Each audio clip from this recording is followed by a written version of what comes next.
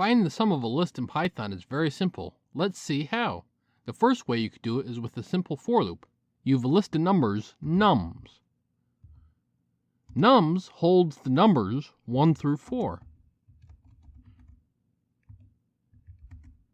You want the sum, so we initialize a total variable to start at 0.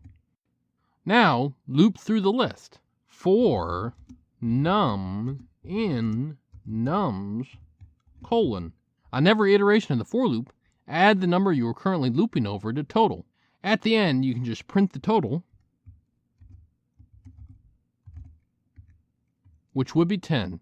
If you don't want to bother going through with the for loop, Python has got a function for that.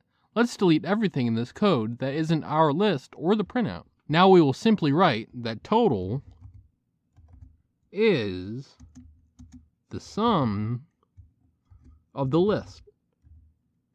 The sum function sums up all the elements in the for loop for you. This has been Jakubication. Like and subscribe to learn more.